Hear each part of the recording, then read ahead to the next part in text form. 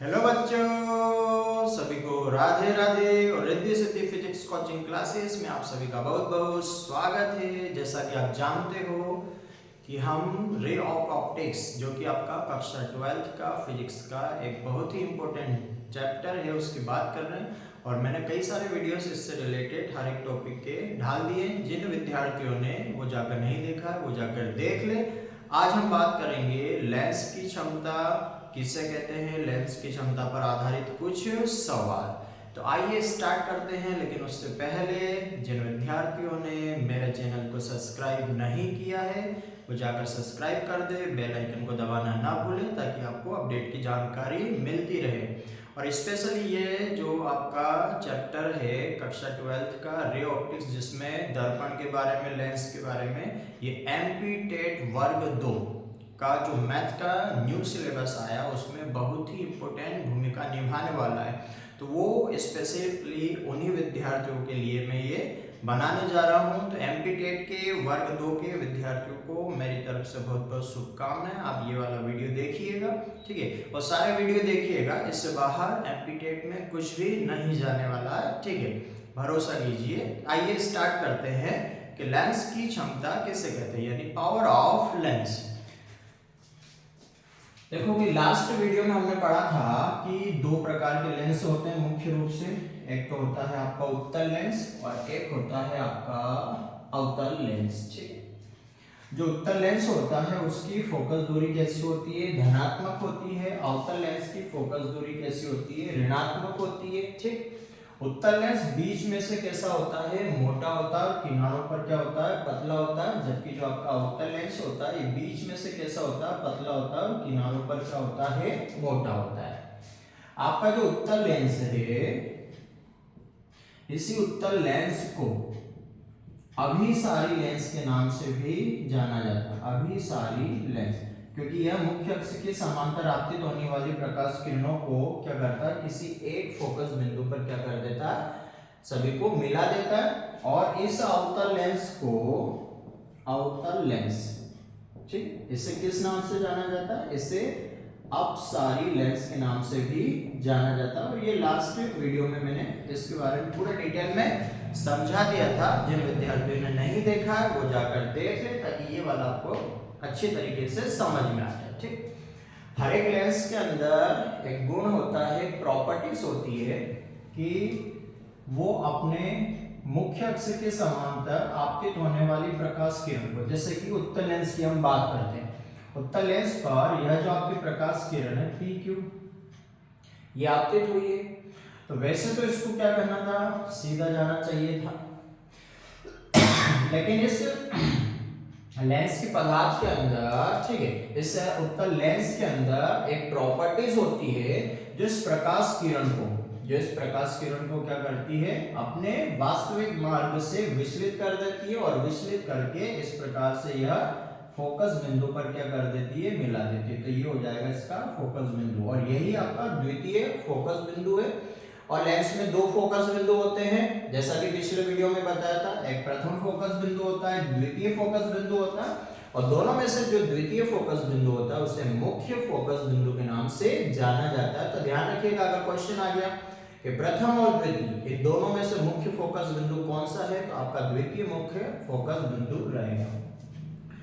तो इस प्रकाश किरण ने इस लेंस ने आपतित प्रकाश किरण को, जो कि मुख्य अक्ष के समांतर आपतित हो रही थी, उस आपतित प्रकाश किरण को फोकस पर क्या कर दिया, मिला दिया। इसे कहते हैं अभिसारित करना। क्या कहते हैं इसे बेटा, अभिसारित करना। इसी वजह से तो इसका नाम क्या रखा गया, अभिसारी लेंस।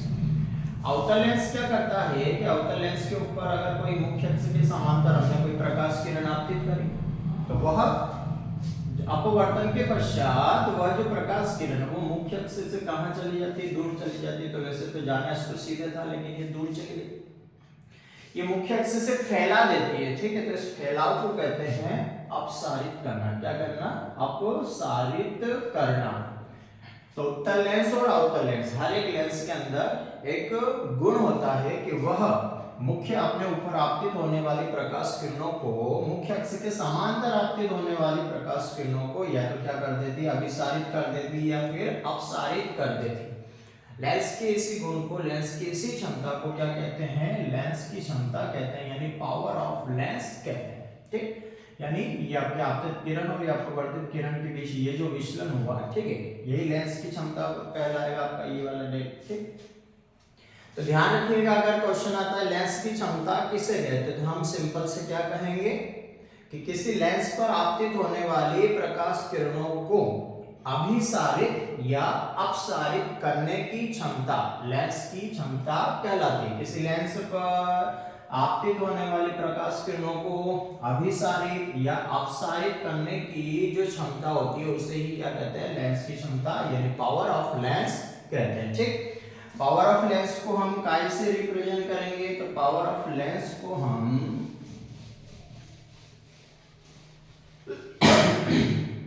पावर ऑफ लेंस को P से दर्शाया जाता है और यह फोकस दूरी के क्या होता है, व्युत्क्रमानुपाती होता है। ठीक है, ध्यान रखिएगा यहाँ पर P बराबर क्या हो गया 1/f, लेकिन f काय में होना चाहिए, मीटर में होना चाहिए, यानी SI पद्धति में होना चाहिए। ठीक, इसका जो अगर मान लो आपको CGS में दिया हुआ, अगर फोकस दूरी आपको CGS में दिया हुआ तो CGS को आपको SI में बदलना पड़ेगा, या फिर आप ये डायरेक्ट ये फार्मूला रखो 100/f, लेकिन कब लगाना है, जब आपको फोकस दूरी काय में दिया हुआ हो, सेंटीमीटर में दिया हो।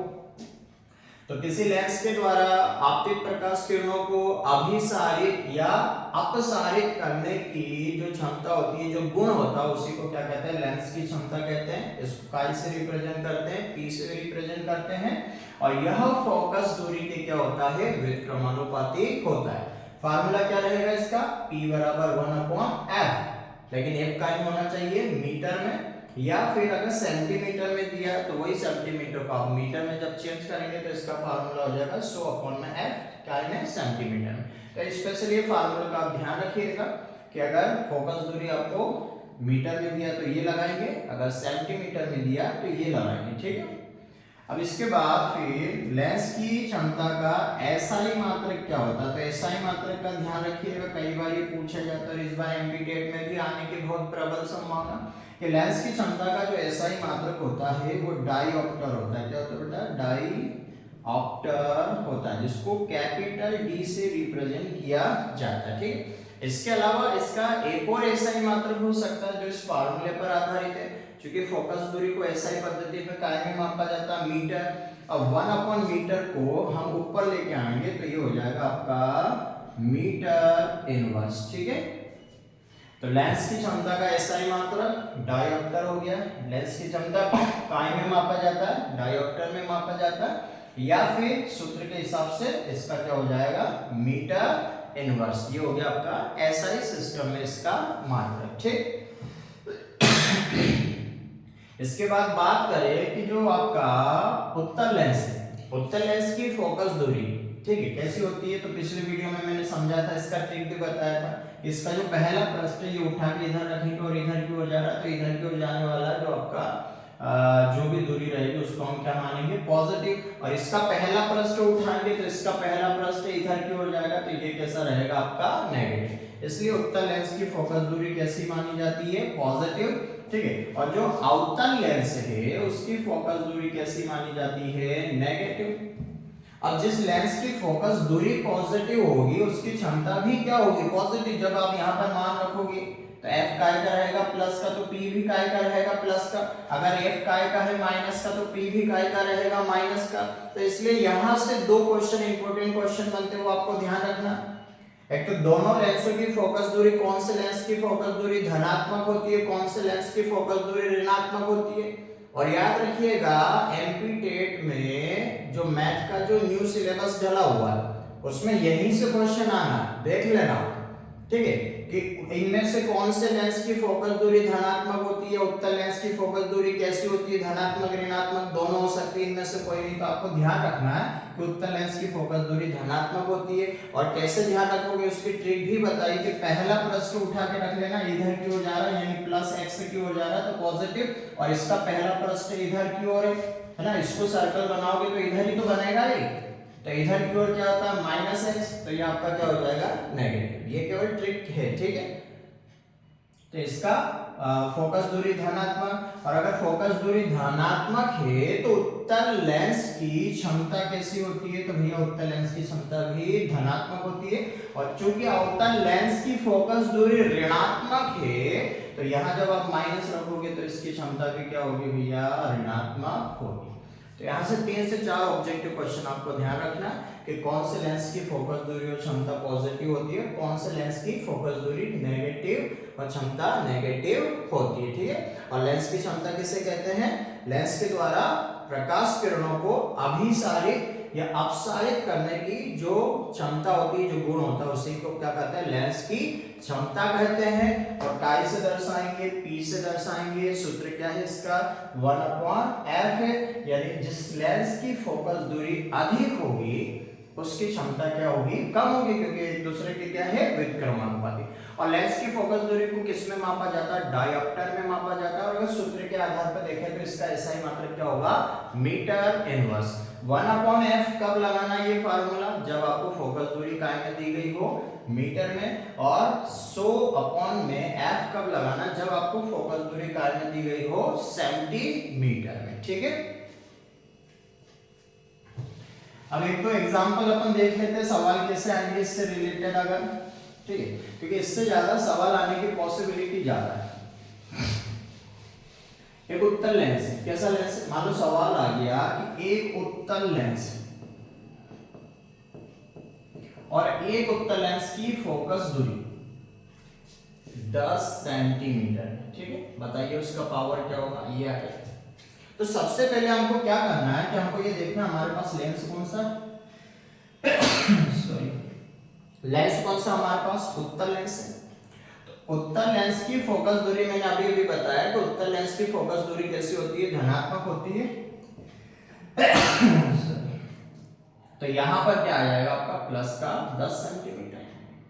अब या तो आप 10 सेंटीमीटर को वहीं पर चेंज कर दो, मीटर में चेंज कर दो, और मीटर में चेंज नहीं करना है तो आप जब पावर का फार्मूला लगाओगे तो पावर का वह फार्मूला लगाना जिसमें मैंने आपको सेंटीमीटर दिया। तो सेंटीमीटर वाला कौन सा, 100 में है, और कब, जब f काय में दिया हो, सेंटीमीटर। तो 100 का क्या हो गया, यहाँ पर 100 हो गया, और f का मान कितना दिया, सेंटीमीटर में 10 हो गया। ये आपका इससे कैंसिल होके कितना आ जाएगा, 10, और इसका मात्रक क्या आएगा, डायोप्टर। यानी जिस उत्तल लेंस की फोकस दूरी कितनी थी, 10 सेंटीमीटर, ठीक है, उसकी पावर क्या होगी, प्लस का 10 सेंटीमीटर, क्योंकि जिसकी फोकस दूरी धनात्मक उसकी क्षमता भी क्या होगी, धनात्मक। और वह कौन सा लेंस है, उत्तल लेंस, ठीक है। एक और क्वेश्चन लेते हैं कि वो इन दोनों में से कुछ भी दे सकता है ना, फोकस दूरी दिया हुआ है तो क्षमता पूछ लेगा, ये क्षमता दी गई हो तो क्या पूछ सकता है वो, फोकस दूरी। जैसे एक अपन क्षमता ले लेते हैं कि एक अवतल लेंस के लिए जो क्षमता है, पावर है, वो 20 डायोप्टर है। कितना डायोप्टर है, 20 डायोप्टर। बताइए उस अवतल लेंस की फोकस दूरी क्या होगी। तो हमेशा ध्यान रखना जो दिया हुआ रहेगा उसमें चिन्ह नहीं रहेगा कि प्लस का या माइनस का, लेकिन जब हम सवाल करेंगे तो वहां पर अपने को चिन्ह परिपाटी साइन कन्वेंशन का यूज करना है। और हम लिखेंगे कि भैया दिया P बराबर कितना दिया हुआ, 20 डायोप्टर दिया हुआ है। और लेंस कौन सा है, अवतल लेंस। तो याद करो अवतल लेंस का पहला प्रश्न इधर था, इसकी फोकस दूरी कैसी है, नेगेटिव, तो क्षमता भी कैसी होगी, नेगेटिव होगी। इस वजह से P बराबर हम क्या लेंगे, माइनस का 20 डायोप्टर लेंगे, ठीक। माइनस क्यों लिया, अवतल लेंस की क्षमता और फोकस दूरी दोनों क्या होती है, ऋणात्मक होती है। जो दिया हुआ है वो तो चिन्ह परिपाटी सहित लेना, जो अज्ञात राशि है जिसका मान आपको ज्ञात करना, उसके लिए कोई चिन्ह परिपाटी नहीं, वो एक्चुअली जब आंसर आएगा वो चिन्ह परिपाटी सहित ही आएगा। अब इसकी जब हम फोकस दूरी निकालेंगे तो वो नेगेटिव ही आएगी। तो f बराबर क्या होगा, तो देखो हम जानते हैं P बराबर क्या होता है, 1/f होता है, जब f काय में दिया हो, मीटर में, ठीक। अब यहाँ पर हम f का मान निकालेंगे, ठीक। तो f बराबर क्या आएगा, तो f जो आएगा वो काय में आने वाला, मीटर में आने वाला, वो क्या आएगा, 1/p। p कितना दिया हुआ, 1 बटे में कितना हो जाएगा, माइनस का 20। अब इसको जब हम सॉल्व करेंगे तो ठीक है, क्या आएगा इसका आंसर, ये आपका माइनस हो गया, यहाँ पर आपका 0 हो जाएगा, भाग में जाए तो 0, फिर आपका पॉइंट हो जाएगा, फिर 0 हो गया, फिर 0 हो गया, और यहाँ पर आ जाएगा 20 पंजे 100, यानी 0.05, और लेकिन ये काय में आएगा आपका मीटर में। ठीक है, देख लेना इसको, आप पॉइंट हटाएंगे 100 आ जाएगा, 5 में 5 मिनट। ठीक, लेकिन ऑप्शन में तो F बराबर 0.05 मीटर है ही नहीं एक्चुअली, वहां पर जो ऑप्शन दिया हुआ वो सेंटीमीटर में दिया हुआ, तो ये भी आपको ध्यान रखना है कि ऑप्शन में काय में दिया हुआ सेंटीमीटर में, तो अपन मीटर को सेंटीमीटर में चेंज करेंगे। अब कैसे चेंज करेंगे कि 1 मीटर बराबर कितना होता है भैया, 100 सेंटीमीटर होता है, तो जहां मीटर है वहां पर आप कितना रख दो, 100 सेंटीमीटर, तो ये आपका आंसर क्या हो जाएगा, -0.05, और मीटर की जगह हमने कितना रख दिया, 100 सेंटीमीटर, यहां से पॉइंट हटाएंगे, अपॉन में कितना आ गया 100, 100 से 100 क्या हो गया, कैंसिल, तो आंसर कितना आएगा, ये आपका आंसर आएगा 5 सेंटीमीटर, वो भी किसका, माइनस का। ठीक है, तो वह लेंस जिसकी क्षमता कितनी थी 20 डायोप्टर, उसकी फोकस दूरी कितनी होगी, तो उसकी फोकस दूरी होगी -5 सेंटीमीटर। तो यह जरूरी देख लेना कि आपको जो ऑप्शन दिए हुए हैं वो मीटर में दिया हुआ है या फिर सेंटीमीटर में। ठीक है, यहाँ पर कई सारे स्टूडेंट्स गलती कर देते हैं, तो स्पेशली आपको ध्यान रखना है, ठीक है, कि मात्रक मीटर में है या सेंटीमीटर है। ऑप्शन के हिसाब से हम उस यूनिट को क्या करेंगे, चेंज करेंगे। ठीक है, तो मैंने आपको ये समझा दिया है कि अगर मान लो कि आपको क्षमता दी है तो आप क्या निकाल सकते हो, फोकस दूरी निकाल सकते हो, और अगर आपको फोकस दूरी दी गई है तो आप क्या निकाल सकते हो, क्षमता निकाल सकते हो। ठीक है, उत्तल लेंस की क्षमता और फोकस दूरी कैसी होती है, धनात्मक, जबकि अवतल लेंस की क्या होती है, ऋणात्मक होती है, तो ये आपको ध्यान रखना है। ठीक,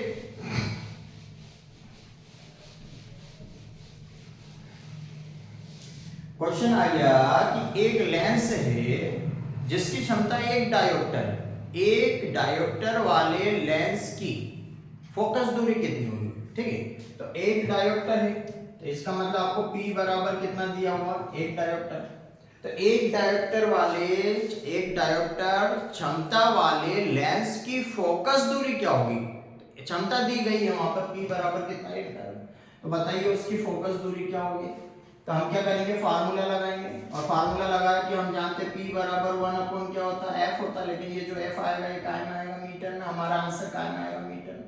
ठीक है, अपने को F निकालना है, F को उधर ले जाओ, F उधर आ गया मीटर में। ठीक है, और 1 क्या हो जाएगा, P कितना दिया, 1 डायोप्टर पूछा, 1 डायोप्टर क्षमता वाले लेंस की फोकस दूरी क्या होगी, तो 1 में कितना रख दिया, 1 रख दिया, आंसर कितना आया 1, लेकिन ये 1 काय में आ रहा है, मीटर में। तो अगर ऑप्शन हमको मीटर में दिया हो और 1 मीटर हो तो बिल्कुल सही है, लेकिन अगर मीटर में नहीं दिया, ऑप्शन में दिया हुआ है 10 मीटर, 100 सेंटीमीटर, 1000 मीटर, 1000 सेंटीमीटर। ठीक है, तो इन चारों में से क्या होगा, तो हम क्या करेंगे, या फिर यहाँ पे देख लो 1 सेंटीमीटर भी दिया होगा, तो जल्दीबाजी में ऐसा मत करना कि 1 मीटर आया और आप 1 सेंटीमीटर पे टिक करो, ये गलत है। अब 1 मीटर में अपने को दिया हुआ, लेकिन कहीं पे भी 1 मीटर नहीं, तो अब अपने को काय में चेंज करना पड़ेगा, सेंटीमीटर में। 1 मीटर बराबर कितना होता है, 100 सेंटीमीटर, तो हमारा राइट आंसर कौन सा होगा, सेकंड वाला होगा, 100 सेंटीमीटर। ठीक है, तो ये हो गया अपना लेंस की क्षमता किसे कहते हैं, कौन से लेंस की क्षमता पॉजिटिव होगी, कौन से लेंस की क्षमता नेगेटिव होगी। ठीक है, और फोकस दूरी और लेंस एक दूसरे, फोकस दूरी और जो लेंस की क्षमता होती है वो एक दूसरे के क्या होती है, व्युत्क्रमानुपाती होती है। लेंस की क्षमता को काय में मापा जाता है, डायोप्टर में मापा जाता है, इसका एक और ऐसा ही मात्रक क्या होता है, मीटर इनवर्स। और अगर आपको पावर दिया है तो आप फोकल लेंथ निकाल सकते हो, फोकल लेंथ दिया है तो आप पावर निकाल सकते हो। यूनिट का आपको ध्यान रखना है कि अगर आपको मीटर में दिया है तो 1/f लगाएंगे, सेंटीमीटर में अगर फोकस दूरी दी गई है तो आप क्या लगाओगे, 100/f लगाओगे। अगर P दिया तो आप F निकाल सकते हो, और F दिया तो आप क्या निकाल सकते हो, P निकाल सकते हो। ठीक है, अब इसके बाद कुछ इंपॉर्टेंट की गोल्डन पॉइंट से आपको ध्यान रखना, यहाँ पर आप थोड़ा सा ध्यान रखिएगा। ठीक है, जो आपके लिए बहुत ही इंपॉर्टेंट है। तो पहला पॉइंट क्या है कि मान लो ये लेंस, कोई सा भी लेंस, चाहे उत्तल लेंस हो चाहे अवतल लेंस, दोनों के लिए, ठीक है, और इसके दोनों तरफ ये लेंस है और इसके दोनों तरफ आपने एक ऐसा लिक्विड भर दिया, या फिर मान लो कि ये लेंस, और ये लेंस अभी कहाँ रखा हुआ, वायु में, इसके दोनों तरफ क्या है बेटा, वायु। तो वायु का जो अपवर्तनांक है वो एन ए हो गया, ए का मतलब एयर, अपवर्तनांक को काय से दर्शा रहे, एन से। और इस लेंस के कांच का जो अपवर्तनांक है वो एन एल कर दिया, एल का मतलब क्या हो गया, लेंस। तो एक तो आपका एन एल हो गया, एन एल क्या है, लेंस के पदार्थ का अपवर्तनांक, लेंस के पदार्थ का अपवर्तनांक, ठीक। और यहां पर जो एन ए है वो लेंस के दोनों तरफ, ठीक, वायु का क्या हो गया, अपवर्तनांक हो गया। अब यहां पर ये वाला आपका लेंस, अब इसमें तीन स्थितियां देखी। नंबर फर्स्ट, इस लेंस को वायु की जगह आपने कहां रख दिया, जल के अंदर रख दिया, कहां पे, जल के अंदर रख दिया इसे, या जल की जगह आप लिक्विड ले लो, ठीक है, ये क्या है, द्रव है। अब द्रव कुछ भी हो सकता है, द्रव आपका जल भी हो सकता है, ग्लिसरीन भी हो सकता है, ग्लिसरीन, ग्लिसरीन, एल्कोहल हो सकता है, एल्कोहल, केरोसिन हो सकता है, केरोसिन। तो द्रव हो गया, लिक्विड हो गया। अब अगर किसी लेंस को वायु की जगह कहां रख दिया जाए, किसी द्रव में रख दिया जाए, तो क्वेश्चन हमारा ये है कि अगर इसकी फोकस दूरी पहले कितनी थी, f थी, इसकी क्षमता पहले कितनी थी, p थी, और ये कहां रखा हुआ था, पहले वायु में रखा हुआ था, लेकिन पहली स्थिति में आपको समझाने जा रहा हूं, इसको ऐसे द्रव में रखा गया जिसका अपवर्तनांक NL है। लिक्विड के लिए एक काम करते हैं, लिक्विड के लिए अपन यहां पर N1 मान लेते हैं, क्या मान लिया, N1। N1 क्या है, जो इसके चारों ओर जो लिक्विड है उसका अपवर्तनांक है। और या फिर लिक्विड के लिए काम करो, NL मान लिया, L का मतलब लिक्विड हो जाएगा। और इसका जो आपका ये ग्लास है, तो ग्लास के लिए यहाँ पर Ng लिख दिया, Ng क्या, लेंस के पदार्थ का अपवर्तनांक, ठीक। लिक्विड का अपवर्तनांक कितना हो गया, NL हो गया, और इस लेंस के पदार्थ का यानी ग्लास का अपवर्तनांक क्या मान लिया हमने, Ng मान लिया। तो अब यहां पर ये आप ध्यान से समझ रहे इस वाली स्थिति में कि पहला नंबर कि अगर आपने इस लेंस को ऐसे लिक्विड में, अब लिक्विड कुछ भी हो सकता है, मैं वाटर की नहीं कह रहा हूं, जल की नहीं कह रहा हूं, जल भी हो सकता है, ग्लिसरीन, अल्कोहल, कुछ भी, लेकिन आपने इस लेंस को ऐसे लिक्विड के अंदर डुबो दिया कि जिसका अपवर्तनांक यानी जिसमें ग्लास का यानी इस लेंस का लेंस के पदार्थ का अपवर्तनांक ज्यादा है और इस लिक्विड का जो अपवर्तनांक है वो कम है। तो इस वाली कंडीशन में क्या होगा, नंबर दूसरा, अगर ऐसे लिक्विड में उसको डुबो दिया कि उसके लेंस का जो पदार्थ है उसका अपवर्तनांक उस लिक्विड के अपवर्तनांक के बराबर है, तो क्या होगा। और नंबर तीन, ऐसे लिक्विड में आपने डुबो दिया कि अगर कांच का अपवर्तनांक लेंस का अपवर्तनांक तो कम हो गया और लिक्विड का, द्रव का अपवर्तनांक क्या हो गया, ज्यादा हो गया। तो ये तीनों केस आप ध्यान से समझिएगा, ठीक है। तो पहला केस ये है कि अगर आपने ऐसे लिक्विड में डुबोया कि जिसमें ये आपका ग्लास का अपवर्तनांक अधिक है और लिक्विड का अपवर्तनांक क्या है, कम है, तो भैया इस वाली कंडीशन में जो फोकस दूरी होगी वो तो क्या होगी, बढ़ेगी। और अगर फोकस दूरी बढ़ेगी तो हम जानते हैं कि जो क्षमता होती है, जो फोकस दूरी होती है वो एक दूसरे की क्या होती है, व्युत्क्रमानुपाती। अगर फोकस दूरी बढ़ेगी तो क्षमता क्या होगी, घटेगी। तो इसमें लेंस की क्षमता क्या हो जाएगी, तो P का मान क्या होगा, घटेगा, ठीक है। फोकस दूरी बढ़ेगी और क्षमता क्या होगी, घटेगी।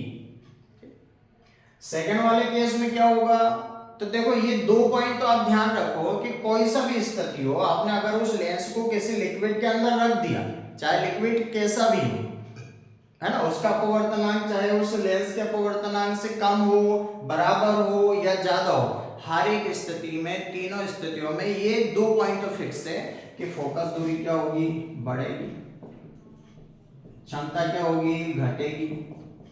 फोकस दूरी क्या होगी, बढ़ेगी, और क्षमता क्या होगी, घटेगी। ये तो फिक्स हो गया।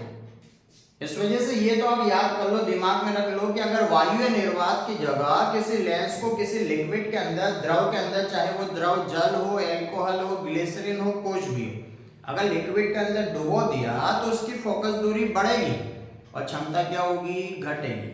ठीक। जबकि दर्पण में मैंने पिछले वीडियो में बताया था कि दर्पण का ऐसा नहीं, हम लेंस की बात कर रहे हैं। दर्पण को आप चाहे वायु में रखो, चाहे जल के अंदर रखो, उसकी फोकस दूरी पर कोई प्रभाव नहीं पड़ेगा। मैं लेंस की बात कर रहा हूं। ठीक। तो ये 3 पॉइंट तो फिक्स हो गए, तीनों के लिए फोकस दूरी बढ़ेगी, क्षमता क्या होगी, घटेगी। लेकिन अब तीसरा जो पॉइंट है, ये 2 पॉइंट तो सबके लिए फिक्स हो गए कि फोकस दूरी हर एक स्थिति में बढ़ेगी, क्षमता हर एक स्थिति में घटेगी। लेकिन कौन सी स्थिति में लेंस की प्रकृति परिवर्तित होगी? प्रकृति का मतलब अगर उत्तल लेंस है तो वो जल के अंदर जाने के बाद क्या उत्तल लेंस की तरह कार्य करेगा? अवतल लेंस है तो क्या जल के अंदर जाने के बाद उत्तल लेंस की तरह कार्य करेगा?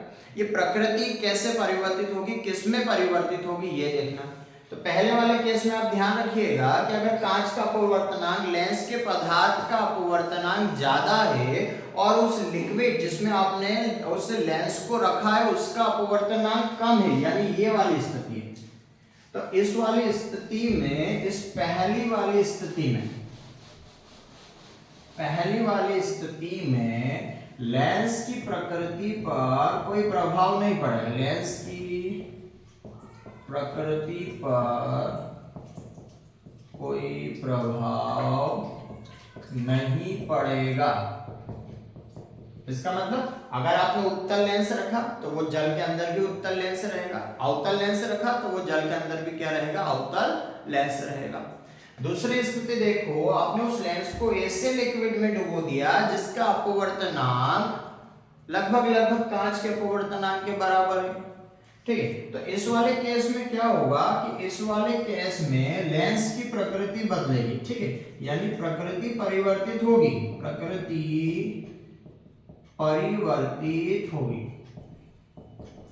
और परिवर्तित होके क्या होगा कि अगर उत्तल लेंस को डुबोया या अवतल लेंस को डुबोया, कोई से भी लेंस को डुबो दो, वो आपको समतल पट्टिका जैसा दिखाई देगा, यानी दिखाई नहीं देगा, गायब हो जाएगा, या फिर समतल पट्टिका जैसा दिखाई देगा। ठीक। तो अधिकांश जो जादू करने वाले कई सारे जादूगर होते हैं, वो कांच की जो बोतल होता है उसको ऐसे लिक्विड में डुबोकर गायब कर देते हैं कि वो दिखाई नहीं देता। उसका कारण क्या रहता है? उसका कारण यही रहता है कि वो ऐसे लिक्विड में डुबोते हैं कि उसका कांच का जो पात्र है उसका अपवर्तनांक और उस लिक्विड के अपवर्तनांक आपस में क्या होते हैं, बराबर होते हैं, और वह लेंस अंदर जाने के बाद एक समतल पट्टिका जैसी, समतल प्लेट जैसा दिखाई देता है, ठीक हो जाता है, जिसके कारण देखने वाले प्रेक्षक को वह लेंस दिखाई नहीं देता है। तो ध्यान रखना, अगर बराबर है तो प्रकृति परिवर्तित होगी, और परिवर्तित होके चाहे उत्तल लेंस हो चाहे अवतल लेंस हो, वो समतल पट्टिका की तरह दिखाई देगा। और चूंकि समतल पट्टिका है तो उसकी फोकस दूरी या वक्रता त्रिज्या कितनी हो जाएगी, उसके अंदर अनंत हो जाएगी, ये ध्यान रखना। तीसरे वाले केस में क्या होगा कि आपने ऐसे लिक्विड के अंदर उस लेंस को डुबो दिया जिसका अपवर्तनांक उस लेंस के पदार्थ के अपवर्तनांक से ज्यादा है, यानी द्रव का अपवर्तनांक ज्यादा है और उस लेंस के कांच का अपवर्तनांक क्या है, कम है। जैसे कांच का क्या होता है 1.5, आपने ऐसे में डुबो दिया कि 1.53 है, 1.6 है, ठीक है। तो वहां पर क्या होगा, इस वाले केस में भी प्रकृति क्या होगी, परिवर्तित होगी, प्रकृति परिवर्तित होगी। और प्रकृति परिवर्तित होके क्या होगा कि अगर आपने उत्तल लेंस को डुबोया तो वह अवतल लेंस की तरह दिखेगा, यानी उत्तल किसकी तरह व्यवहार करेगा, अवतल लेंस की तरह। और अगर आपने अवतल लेंस को डुबोया तो वो किसकी तरह व्यवहार करेगा, उत्तल लेंस की तरह व्यवहार करेगा। ठीक।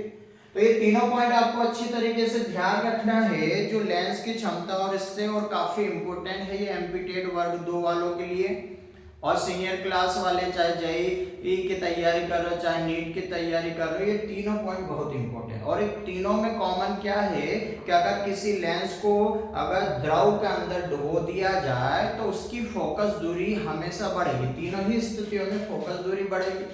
तो ये तो याद कर लो तीनों में कि फोकस दूरी हमेशा बढ़ेगी और फोकस दूरी बढ़ेगी तो क्षमता क्या होगी, घटेगी। अब आपको याद ये रखना है कि प्रकृति में कब परिवर्तन होगा कब परिवर्तन नहीं होगा। तो पहला वाला कैसा आप ध्यान रखना, पहले वाले में अगर लेंस के पदार्थ का अपवर्तनांक ज्यादा है और उस लिक्विड का, जैसे कि कांच को जल के अंदर डुबोया जाए तो कांच का अपवर्तनांक कितना हो गया 1.5 और जल का कितना हो गया, वाटर का कितना हो गया 1.33, ठीक है। तो किसी लेंस को अगर जल के अंदर डुबोया जाएगा तो उसकी फोकस दूरी बढ़ेगी, क्षमता घटेगी, लेकिन उसकी प्रकृति में कोई परिवर्तन नहीं होगा। मतलब वह उत्तल लेंस है तो जल के अंदर भी उत्तल रहेगा और अवतल लेंस है तो जल के अंदर भी क्या रहेगा, अवतल लेंस रहेगा, ठीक। लेकिन इन दोनों कंडीशन में बराबर वाले में ध्यान रखना कि अगर कांच का अपवर्तनांक लिक्विड के अपवर्तनांक के बराबर हो गया तो इसमें प्रकृति परिवर्तित होगी, इसमें भी प्रकृति परिवर्तित होगी। बराबर वाले में वह चाहे उत्तल लेंस हो चाहे आपका अवतल लेंस हो, उस लिक्विड के अंदर जाने के बाद वह समतल प्लेट की तरह हो जाएगा, ठीक। और समतल प्लेट यानी समतल दर्पण, मैंने पिछले वीडियो में बताया था समतल दर्पण की फोकस दूरी कितनी होती है, अनंत होती है। इस वजह से समतल दर्पण की फोकस दूरी और वक्रता त्रिज्या कितनी हो जाएगी, अनंत हो जाएगी। मतलब वह लेंस जब आप ऐसे लिक्विड के अंदर डुबोगे जिसका अपवर्तनांक उस कांच के उस लेंस के अपवर्तनांक के बराबर है तो उस लेंस की फोकस दूरी उस लिक्विड के अंदर कितनी हो जाएगी, अनंत हो जाएगी। और चूंकि फोकस दूरी अनंत हो गई तो वक्रता त्रिज्या भी कितनी होगी, अनंत होगी, क्योंकि r बराबर क्या होता है 2f। और 2 का अगर इंफिनिटी के साथ गुना करेंगे तो क्या आएगा, इंफिनिटी ही आएगा, ठीक। और तीसरे वाले केस में प्रकृति परिवर्तित होगी भैया, और प्रकृति परिवर्तित होके क्या होगा, अगर उत्तल लेंस है तो अवतल लेंस की तरह व्यवहार करेगा, अवतल लेंस है तो उत्तल लेंस की तरह व्यवहार करेगा, ठीक। यानी वायु का बुलबुला जो कि वायु का जो बुलबुला है वो किसकी तरह, उत्तल लेंस की तरह होता है। लेकिन वही वायु का बुलबुला जब जल के अंदर जाएगा तो वायु का तो अपवर्तनांक कितना हुआ, 1 हुआ, और जल का अपवर्तनांक कितना हुआ 1.33। तो वही वायु का बुलबुला जो कि बाहर उत्तल लेंस की तरह होता है, जब वो जल के अंदर जाएगा तो वो कौन से लेंस की तरह कार्य करेगा, उसकी प्रकृति बदल जाएगी। और वही वायु का बुलबुला जल के अंदर अवतल लेंस की तरह व्यवहार करता हुआ हमको दिखाई देगा, ठीक है। तो इस प्रकार से बेटा इस वाले सेशन में ये इतना ही बहुत है। आज हमने बहुत अच्छा सेशन लिया है, लेंस की क्षमता पर आधारित उस पर न्यूमेरिकल्स देखे हैं और कब क्षमता प्रभावित होगी ये मैंने आपको बताया है, फोकस दूरी बढ़ेगी और क्षमता घटेगी कब होगा, ये तीनों स्थितियों में आपको ध्यान रखना है। इसका ऐसा यूनिट क्या है, ठीक है। तो पढ़ते रहिए और अपने दोस्तों लोगों को भी अधिक से अधिक वीडियो शेयर करिएगा और सब्सक्राइब करिएगा ताकि आपको अपडेट की जानकारी हर वक्त मिलती रहे। और एमपी टेट वाले विश्वास रखिएगा, मैं आपके हर एक टॉपिक को क्लियर करवा दूंगा, लेकिन आप कमेंट्स करिएगा, लाइक करिएगा ताकि मैं भी आपके लिए मेहनत करता रहूं, ताकि आपको मुझे भी लगे कि आप मेरी मेहनत का मुझे फल मिल रहा है, मेरी मेहनत आपके लिए बहुत सफल हो रही है, ठीक है। तो आज के लिए इतना बहुत है, मिलते हैं कल फिर, सभी को राधे राधे।